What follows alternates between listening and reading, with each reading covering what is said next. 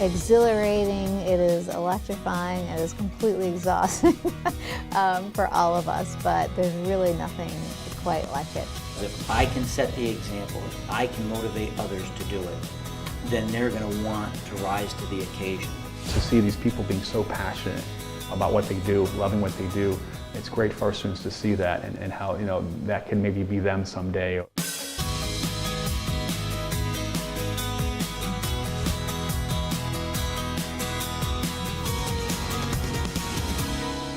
Hello and welcome to University Beat. I'm Denise White. In case you haven't read a newspaper, listened to the radio, watched television, been online, or talked to somebody for the past few months, we are in the process of choosing our next president. Campaigns are complicated affairs. They're long, expensive, and full of logistical challenges. Some students from USF St. Petersburg recently got an up-close look at the inside workings of presidential campaigning. Our Mark Schreiner traveled with them to New Hampshire. Politics up here are crazy. The people are so much more intensified with it. They're so much more knowledgeable. It's a whole different ballgame. It's the Super Bowl, so to speak, up here. 23 students found out firsthand just how intense New Hampshire's first-in-the-nation primary is, and they did it thanks to a University of South Florida St. Petersburg class called Road to the White House. It is exhilarating, it is electrifying, it is completely exhausting for all of us, but there's really nothing quite like it. It's the third time McCausland has brought a class to the Granite State. In addition to learning about the political process, they find out how a state with about the same number of registered voters as Hillsborough County has come to play such a major role in determining the next president. It's a very special place. The students learn about grassroots organizing and retail politics, and they get to see their candidates up close and personal, answering questions from voters. During the 10-day trip, students attended multiple rallies and campaign stops. Many of them met not just their own candidates, but others as well. Emily Hughes was working the phones for Jeb Bush at his Manchester headquarters when the former Florida governor stopped by. What has been the coolest thing you think so far? Seeing him. I've gotten to talk to him firsthand, just ask him questions straight up. I didn't know that much about politics, and I knew a lot about people, though, and I get a good vibe from Jeb, and the more I talk to him, the more I feel comfortable in my vote for him. Being able to get into that kind of intimate situation with each candidate really helps you get past how the media portrays them, and playing the same clips over and over and over again, you can really just talk with them. But it wasn't all about meeting candidates and other celebrities or being interviewed by reporters from around the world. The students were really there to work, reaching out to voters on the phones. This is Victor with Hillary for New Hampshire, and we wanted to remind you that to vote on February 9th. At the polls and door to door.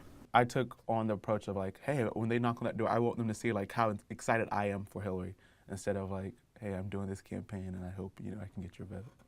They weren't all political science students either. Victor Sims is studying psychology and was able to put some of those lessons to work. Like, I would first try to get them talking about, what they're looking for. And then if I can like relate, something that they say to like Hillary Clinton's campaign, then I'll like, hey, Hillary, does this or Hillary does that, or, I, tell personal stories on why I support Hillary Clinton specifically. While Election Day was sunny and cold, the day before brought a surprise for the students. Snow, and lots of it. Going out and canvassing has been a little rough. I think we were prepared clothes-wise. I don't think I was prepared mentally for the weather.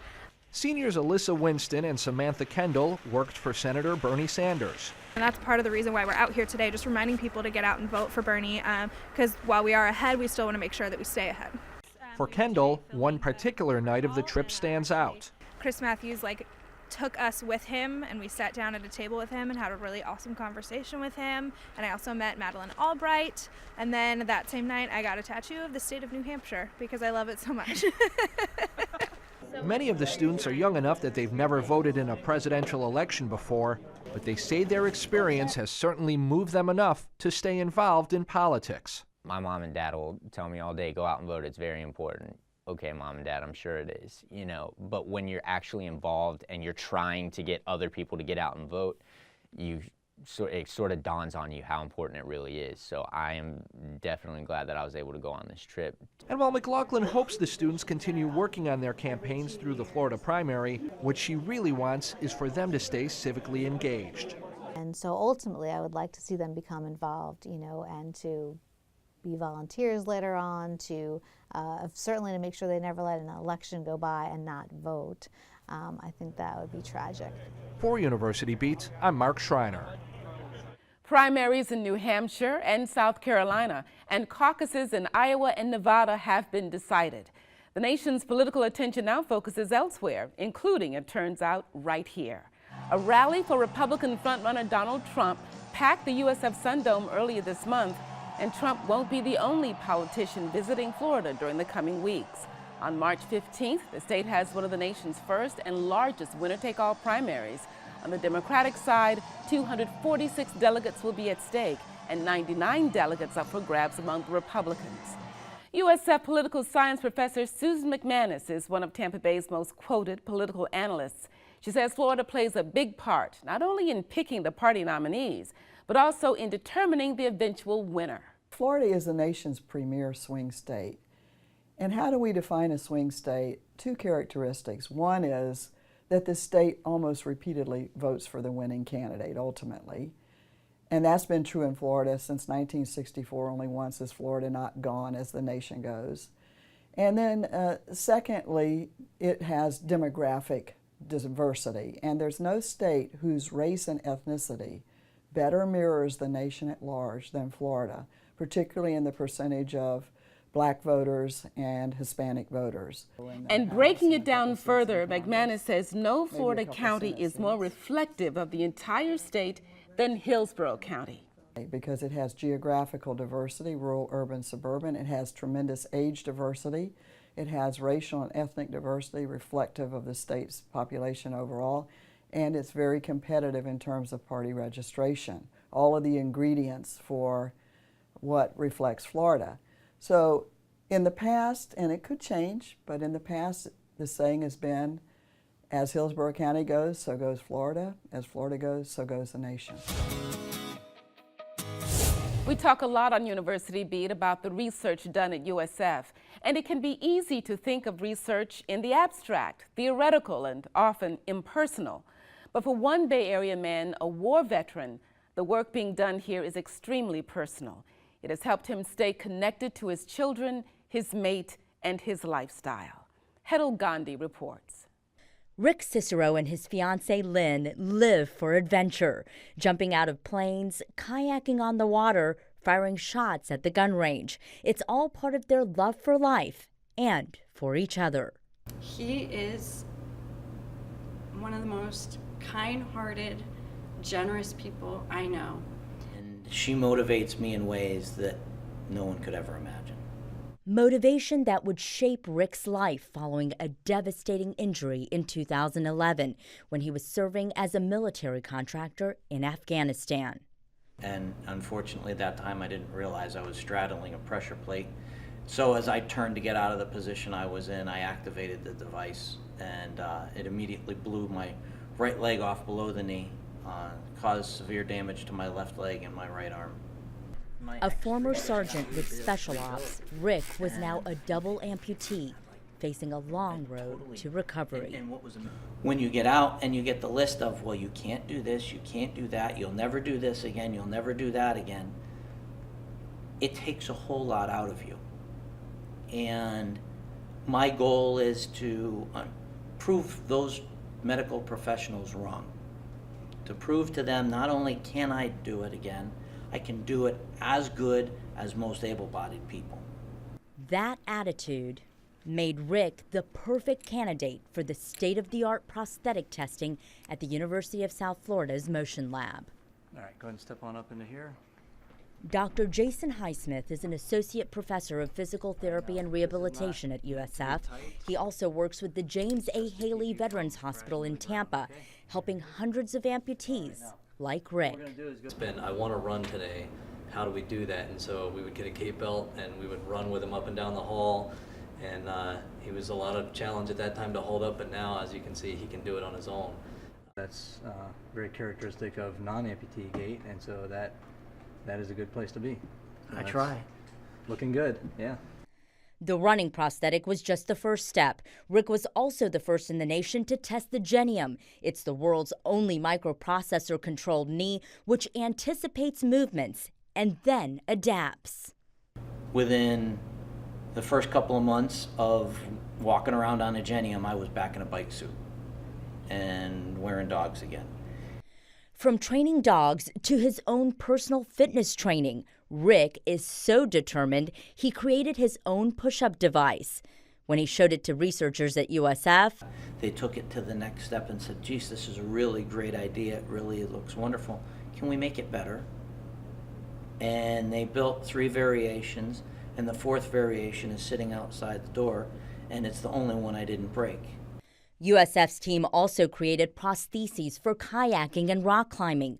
They pioneered military functionality testing by using obstacle courses to determine whether certain prosthetics would allow a wounded veteran to remain in service. They even helped thousands of amputees get insurance coverage for a computerized leg device by proving it works. It's all part of their work to help keep active guys like Rick moving forward. He's very independent functionally. He teaches weapons classes and different things. He continues to associate with the military community, the veteran community, and even in the private sector. He's a lot of fun to work with. He's a very inspirational individual, and yeah, we just enjoy having him as part of our research. If I can set the example, if I can motivate others to do it, then they're going to want to rise to the occasion. Job all the way across.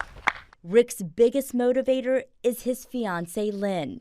He had a crush on her back in high school, but it was only after his injury that the two reconnected. He just completely brightened my day. I remember going on Facebook later that day and posting, you know, I got to talk to Rick Cicero today. It was so awesome. 4 years later, they're engaged. I will tell you that she is worth getting blown up again all the time and any day. And little Miss Lynn is the love of my life. Rick's got plenty to live for and the tools to make it a life worth living. I'll be danged if I'm going to let life pass me by. For University Beat, I'm Hedel Gandhi. The online MBA program at USF St. Petersburg has been honored by U.S. News & World Report. The magazine rates the program as among the top 100 in the country. That's a first for the 3-year-old course of study. U.S. News says the program ranks 4th among Florida universities. USF St. Petersburg offers several options to its MBA candidates, including obtaining the degree completely online or through a combination of online and classroom courses. The Portuguese word historias. It means history, and it is the focus of a collection of works by Brazilian artists now at the USF Contemporary Art Museum.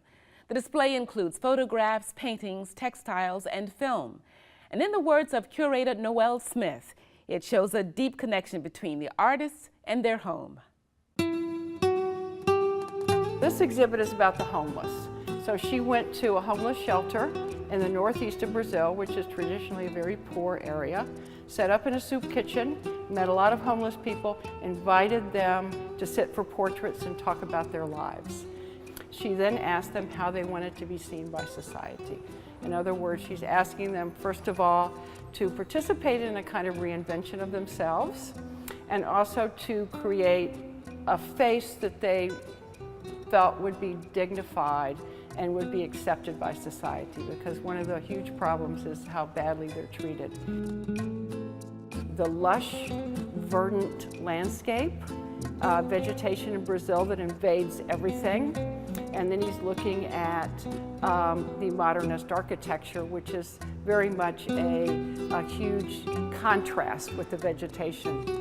You also see that sort of battle between the natural and the built environment, which reflects the larger struggle of Brazil between the depredation of the environment and economic development. Is happening all over Brazil. The message of the film is an examination of power, is an examination of gentrification and how certain populations are left out of this economic development. The people who make the city what it is are being disdained and are being made criminals, actually, by the city administration. She works with these fabric remnants, and these fabric remnants are always used. She always finds them, or people give them to her. And she creates a new life for these fabrics that have a life already. You know, they've been used. It's like when you go to a vintage store and you can imagine the dress that you buy, who wore it, who made it. Well, the same thing. All of these pieces of fabric have a life, that she gives a new life. That tree is a relic of the forest that used to cover that area. And it also talks about the immense quantities of water that are needed to keep that turf like that. Brazil is in the midst of a huge water crisis. So millions of gallons of water go to maintain that golf course that is used by a very few people, who in turn hold the reins of power in Brazil. The Museum of Contemporary Art is on the USF Tampa campus. The Astorius exhibit runs through March 5th. USF headed in a new direction on February 28, 1971. That is the date Cecil Mackey became the school's second president and instilled a new emphasis on research and related funding.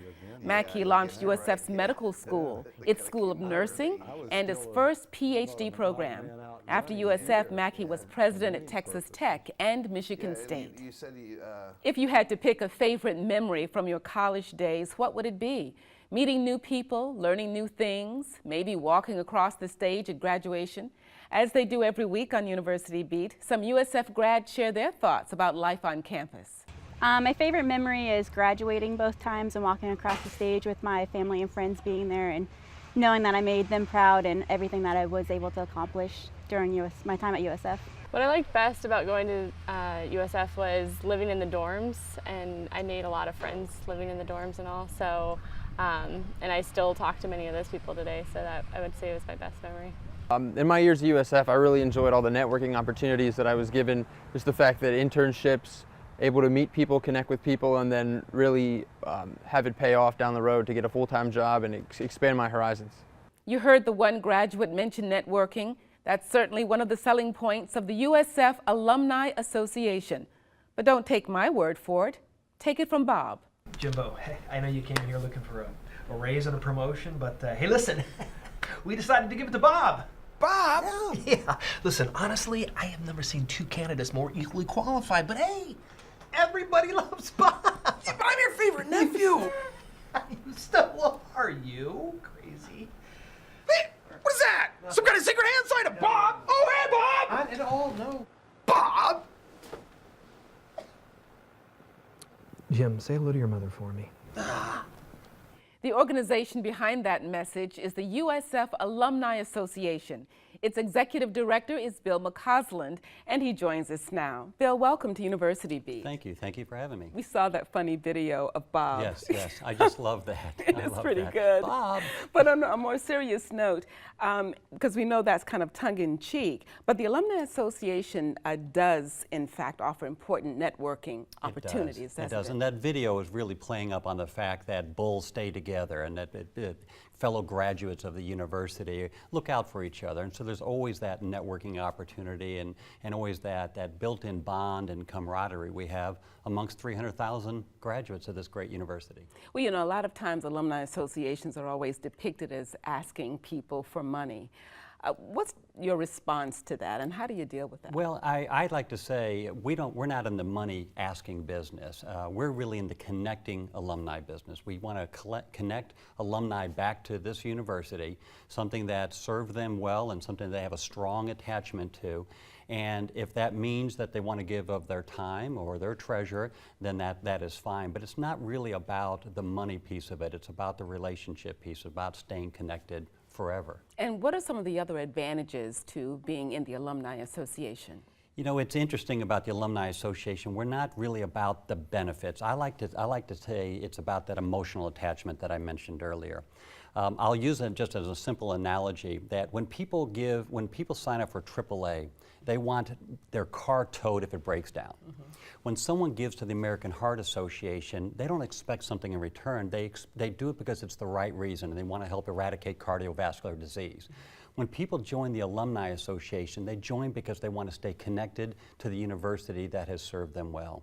People have a real strong attachment to USF. Our students love it here.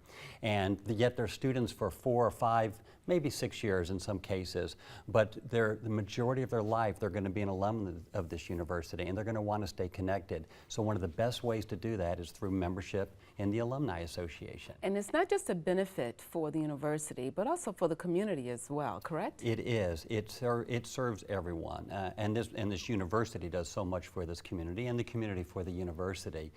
But we're graduating a very educated workforce. We're a strong economic engine, and our students who become alumni are out and making a difference in this community, many of which stay in the area. 72% of all of our alumni stay in the state of Florida, and a high percentage of them stay in the Tampa Bay region. And so how large is the Alumni Association? We have 303,000 graduates of the university, and so that's a lot. From a membership base, because we're a membership-based organization, we have 36,000 members. So a little over 10% of them are connected through membership. And membership is a way for them to give back to the university. It is a gift to the university because we're a dues-paying organization, so it's just one way to do so. You also focus on current students. Why is that? You know, it's interesting. Some people will say to me, you're an alumni association. Why are you doing student programming? Students are real important because guess who's going to be our alumni in a few years? Kind of alumni in training, if you will. So we do a lot of student programming. In fact, we have the largest student organization on campus by a factor of 5, and that's called the Student Alumni Association. There's more than 6,000 students that are a member of the Student Alumni Association, and it gives them networking opportunity and growth opportunities and leadership opportunities as part of this organization. And how can people contact the Alumni Association? Well, you can always contact, well, first of all, we have an alumni center, the Gibbons, Sam and Martha Gibbons Alumni Center, which is the permanent home for all alumni on campus. And so whenever, we always encourage alumni, whenever you come back to campus, stop by the Alumni Center, stop by and see us.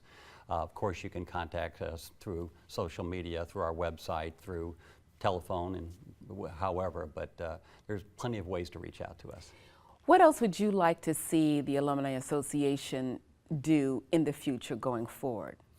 What we really focus on is connecting people to the university. And what's always a challenge for us, and it's a challenge for all universities, is connecting people outside of the Tampa Bay region.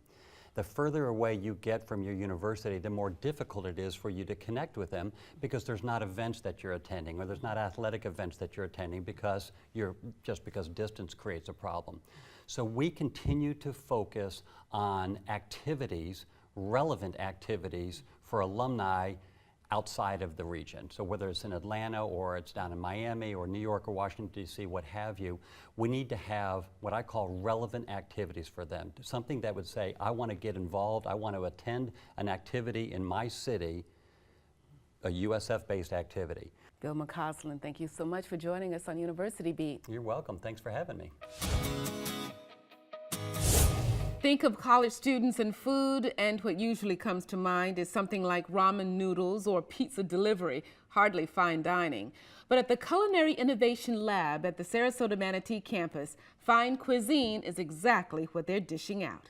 This is the key move right here when you're making pasta, is to pleat it like that. Okay, I'll do it again. Napkin almost. It sounds simple, but it allows me to work a dough that's, or pasta strand that's 8 feet long. But making pasta is just one of the skills that students learn at the lab. It's a place where future chefs get real life and hands-on experience in all aspects of hospitality, even brewing beer. I think they were surprised on how much work was involved in running a brewing facility, how how much attention to detail, how much science was involved. It wasn't just all fun and games, and they saw how a lot of these people were just, it's great for our students to see these people being so passionate about what they do, loving what they do. It's great for our students to see that, and how, you know, that can maybe be them someday, or it's powerful. You might study something from a book, you know, about how to make a red wine demi or the different sauces. But you're not going to remember if you don't do it. You learn by doing, especially in our practice, in our industry of hospitality and restaurant management and hotel tourism. You're not going to learn these practices as well just from a book. You have to do it.